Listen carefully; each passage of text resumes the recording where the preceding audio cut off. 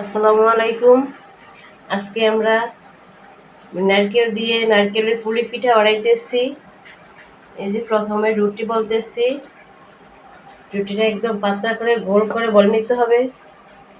রুটিটা গোল করে প্রথমে বলে নিতে হবে। এই যে আমি একটা রুটি বলতেছি, একটা রুটি দিয়ে আমি দুইটা পুলি পিঠা বানাবো, সেজন্য আগে রুটিগুলো বলে ফেলতেছি।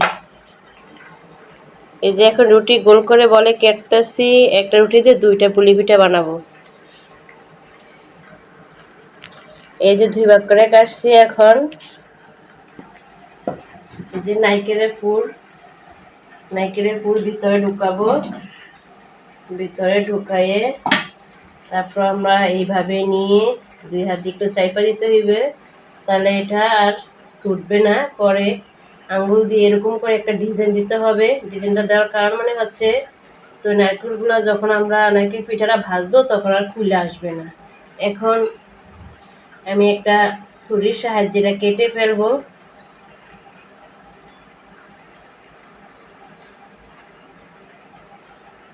শুধুমাত্র যেখানে পুরটা আমি ঢুকাইছি ওইটাই রাখবো। এই যে যেগুলো আরো বানাইছি, বৃষ্টির দিন না আজকে, সেজন্য নারকেলের পিঠাই তৈরি করতেছি। এখন আমি সবগুলা ভেজে নেব। আগে থেকে তেল দেওয়া ছিল গরম, যে পাইপ্যানে তেল দিয়ে রাখছি। এখন এগুলা ভেজে নিব।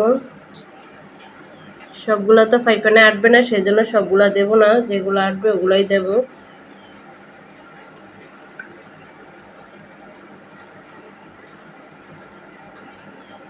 এগুলো আগে থেকেই বানানো ছিল, সেজন্য এগুলা দিয়ে ফেললাম।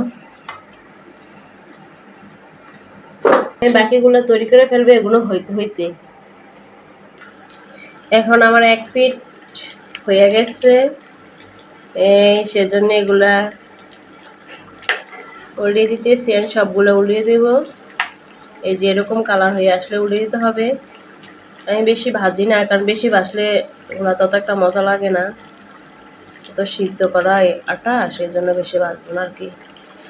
যেরকম হইতে আসছে